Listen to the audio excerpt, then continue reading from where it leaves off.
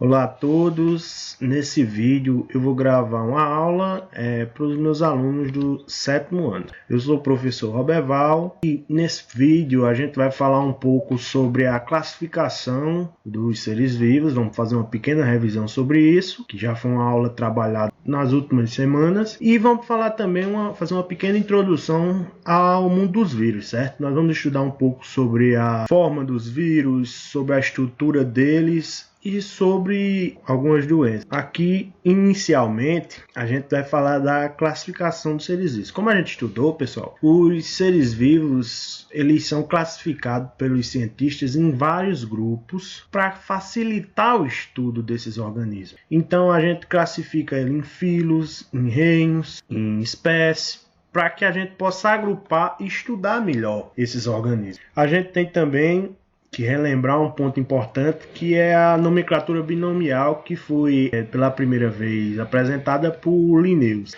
Essa nomenclatura binomial, ela prevê o seguinte, que toda espécie ela tem um nome e esse nome ele é dividido em duas palavras. A primeira que a gente está vendo aqui, a gente chama de gênero, ou seja, no caso do cão doméstico, que o nome dele é Canis familiaris, a gente tem o gênero Canis. E essa segunda palavra é o epíteto específico que faz referência à espécie.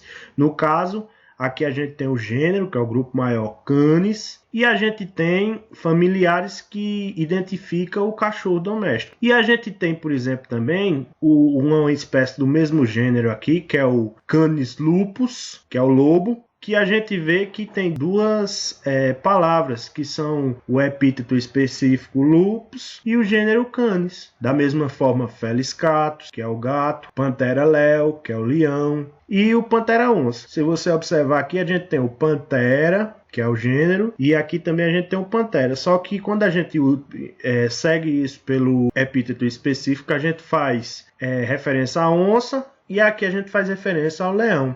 Se vocês observarem, eu destaquei todas as primeiras letras das palavras. Por quê? Porque nessa nomenclatura, a primeira palavra ela sempre tem a primeira letra maiúscula. No caso aqui, Canis vai ter letra maiúscula, já familiares não, vai ser sempre minúsculo. Canis lupus, da mesma forma. Felis catus, o F está em maiúsculo. Panthera leo, o P está em maiúsculo. E Panthera onça, o Pzinho aqui está em maiúsculo. A gente observa aqui também que a letra está em itálico. Essa letra estando em itálico é porque quando você vai colocar o nome de espécie, você tem que destacar esse nome de espécie no texto. No caso, se vocês forem escrever no caderno de vocês têm que sublinhar ou destacar de alguma forma esse nome. Falando ainda de classificação, a gente tem uma classificação que a gente já estudou, que o domínio ele se divide em domínio árquea, bactéria e eucária. Os eucariontes eles vão estar nesse grupo aqui, que é o eucária. E os procariontes vão estar divididos nesses dois grupos, que são árquea e bactéria. E a gente tem também essa classificação didática, que a gente utiliza muito ainda por ela ser didática, que é dos reinos. E são classificados em cinco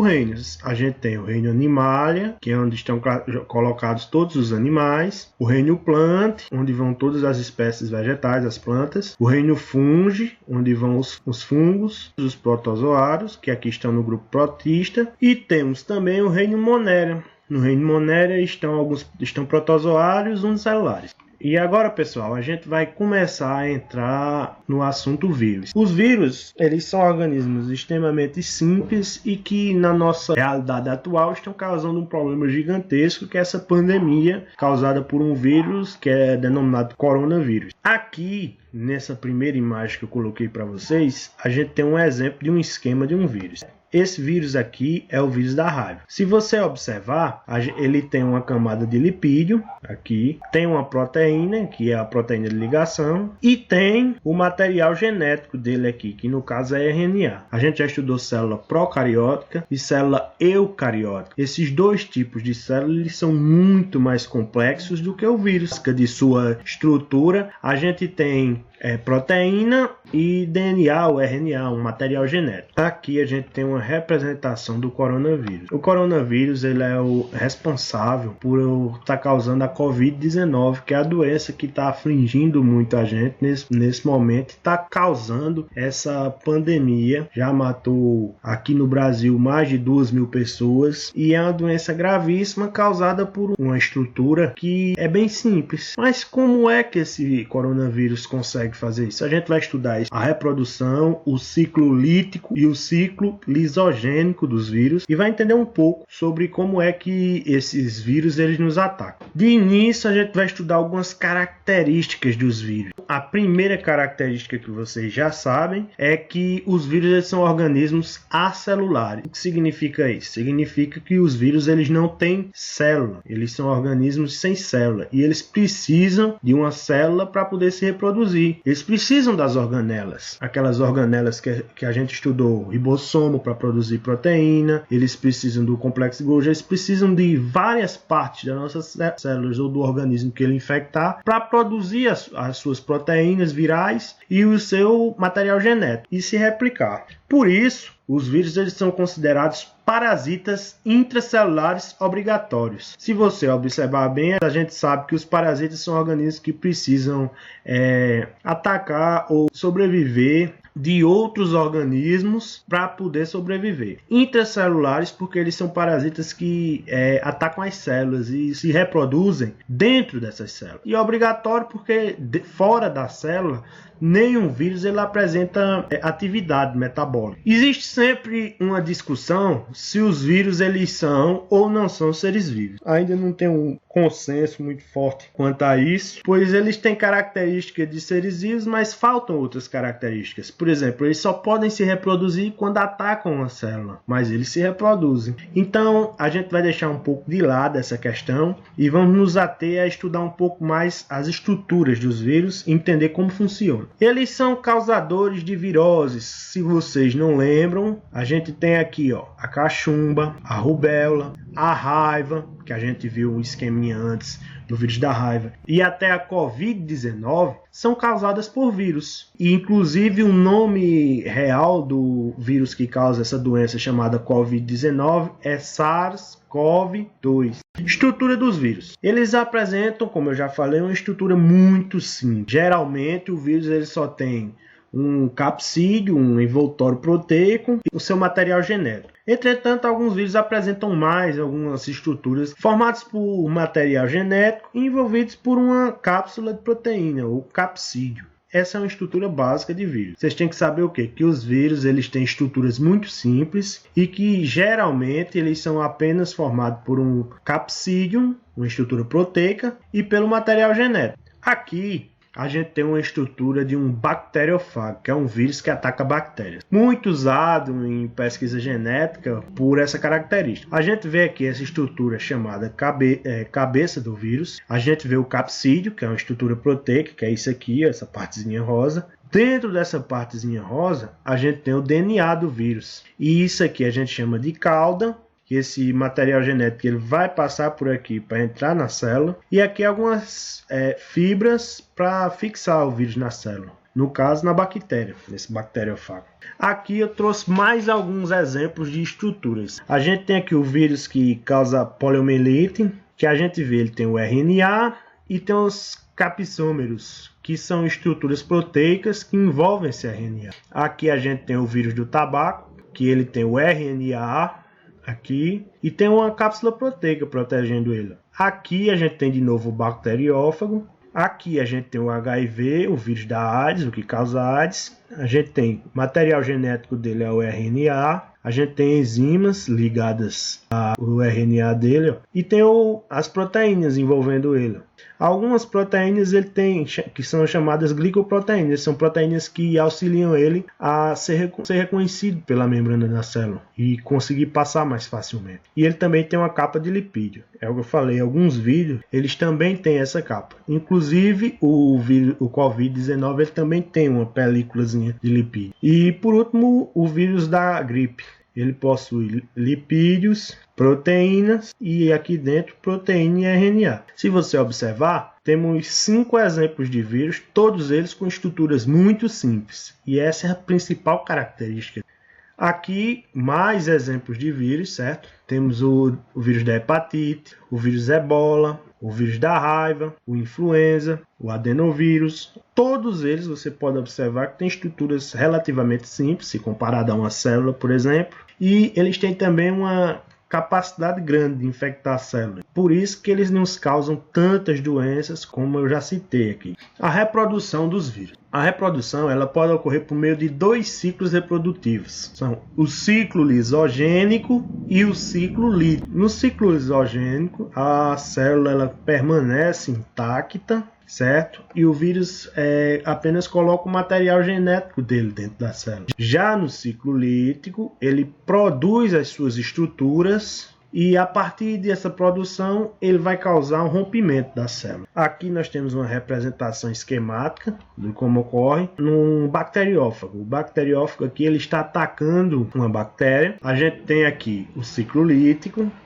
Nessa parte aqui, se você observar, o bacteriófago ele se liga à superfície da bactéria, ó, com aquelas estruturazinhas que eu mostrei a vocês. Segundo, ele está colocando o material genético dele dentro da célula e esse material dele vai se juntar com a célula. Mais para frente, o vírus ele passa a se apossar da maquinaria celular, se apossa dos ribossomos, se aposta de todas as organelas da célula e essas organelas vão passar a produzir proteínas e DNA viral, ou RNA viral. Ou seja, essa célula vai sair do controle e vai passar a produzir, ou seja, ser uma fábrica de vírus, produzindo o RNA ou DNA viral, no caso aqui um DNA, e está produzindo também as partes proteicas do vírus. Se você observar mais para frente, esses vírusinhos já estão montados e a bactéria no final do ciclo, que é o ciclo lítico, ela vai ter sua membrana celular rompida e vai liberar vários bacteriófagos que podem infectar outras células. É como ocorre com o coronavírus quando ele ataca nossas células respiratórias. O coronavírus ele vai atacar nossas células dessa mesma maneira. Quando uma célula for infectada, ela vai produzir vários outros vírus e esses vírus vão ser liberados através da lise da célula e vão infectar outras células que estão próximas. É assim que ele se espalha. E existe também outro ciclo que é chamado de ciclo lisógeno. No lisógeno, o bacteriófago aqui, ele coloca o seu DNA dentro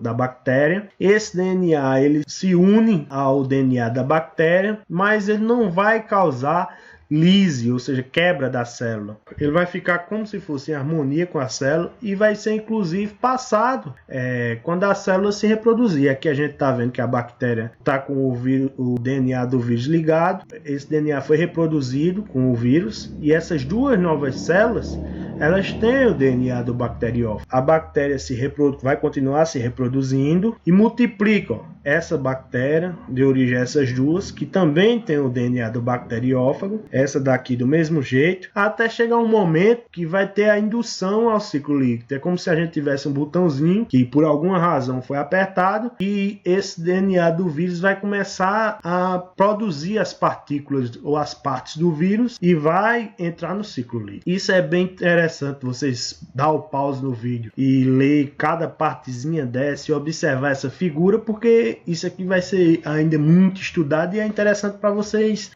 entenderem como é que funciona até os mecanismos das doenças, como o coronavírus. Uma coisa importante para a gente saber sobre vírus é que existem maneiras de se prevenir de alguns vírus. Uma dessas maneiras são as vacinas. Quando a gente fala em vacina, a gente fala que é melhor prevenir do que remediar. As vacinas elas são substâncias ou organismos atenuados que têm a capacidade de gerar uma resposta imunológica no nosso corpo. O que eu estou dizendo com isso? Que quando a gente injeta uma vacina numa pessoa, essa pessoa tem um sistema de defesa e esse sistema de defesa vai passar a reconhecer aquela partezinha de um vírus, por exemplo, que foi injetada e vai atacar ele e vão se criar uma coisa chamada de resposta ou memória imunológica. Quando o vírus mesmo for atacar aquela pessoa, aquela pessoa entrar em contato com esse vírus, o que é que vai acontecer? O organismo dela vai estar preparado, ela vai ter células de memória que vão saber atacar aquele vírus. Por isso que é importante a vacinação. As vacinas são substâncias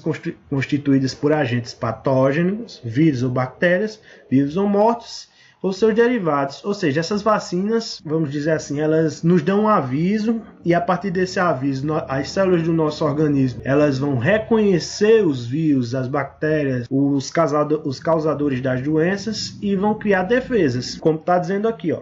Elas estimulam o sistema imune a produzir anticorpos. É isso aqui que a gente quer que nosso corpo seja capaz de produzir ao entrar em contato com o vírus. Essas proteínas, ou seja, esses anticorpos, são proteínas que atuam na defesa do organismo. São elas quem vão atacar esse vírus, que são os agentes patogênicos. Agentes patogênicos são agentes causadores de doença. E a gente vai ter, depois de um certo período de contato com essa vacina, uma coisa que a gente chama de memória imunológica. Tem duas formas de a gente adquirir memória imunológica. Ou você adoece, ou você se vacina. É bem melhor se vacinar porque você evita de passar pela doença. Muitas doenças elas foram erradicadas da face da terra ou de determinadas regiões com a vacinação. É o caso da rubéola, que foi uma doença muito comum e que causou grandes problemas no passado e com a vacinação diminuiu, só chegou até a zero. Vacina versus desinformação. A gente tem visto, eu acho que alguns de vocês já devem ter encontrado notícias dizendo que as vacinas são más, que as vacinas são ruins. Essas notícias, elas são falsas. São o que a gente chama de fake news. Aqui eu tenho dois exemplos. As novas vacinas causam autismo e os governos sabem. Isso aqui eu peguei lá no Ministério da Saúde, que é o órgão competente do nosso governo, para falar sobre qualquer coisa relacionada à saúde. E tem dizendo uma fake news que é espalhada pelas nossas redes sociais e convence muita gente que a vacina é ruim. Isso é um desserviço à população e um desserviço à saúde. Por quê? Quando uma pessoa não se vacina e acredita numa notícia como essa, ela vai ficar sem imunidade. E se uma grande parcela da nossa sociedade ficar sem se vacinar, a gente vai perder a imunidade de grupo e vai começar a aparecer doenças como, por exemplo, o sarampo, que voltou. A gente tinha erradicado o sarampo, mas uma baixa da vacinação e por outros motivos o sarampo está de volta. Voltou em 2016 ou 2018, se eu não me engano. Essa outra notícia diz o seguinte: vacinas obrigatórias. O que há por trás? Elas são confiáveis? Muitas pessoas elas acreditam realmente nessas notícias, que são fake news espalhadas, e termina por causar um efeito de medo e às vezes até de raiva da vacina. Mas, pessoal, vacina existe há muito tempo e são muito importantes para a saúde da gente. Se a gente não fosse vacinado desde sempre, muitos de vocês talvez não estivessem aqui vivos. E também muitos de vocês poderiam ter uma doença como a poliomielite, paralisia infantil, que foi diminuída ou erradicada drasticamente dos nossos quadros graças à vacinação. Agora, pessoal, alguns avisos para vocês, certo? Primeiro de tudo, faça atividade, porque essa atividadezinha que eu passo para vocês, ela é sempre muito importante para que vocês fixem o que a gente falou e tenham contato com outros textos e outras explicações para que vocês consigam fixar esse conhecimento. Segundo, preste sempre atenção nas notícias que vocês recebem. Sempre que você receber uma coisa no WhatsApp, receber uma notícia dessa no Facebook, vai lá no Google, pesquisa, olha no Ministério da Saúde, vê se aquilo realmente é verdadeiro antes de compartilhar. Não preste um desserviço à saúde da sua comunidade, à saúde do seu país. Cheque sempre as notícias, as correntes, as coisas de WhatsApp, porque muita gente manda por pirraça, por brincadeira e até por maldade mesmo. Então, não caia nas fake news, faça sempre uma pesquisa e observe as fontes. Por último, boa semana e até mais.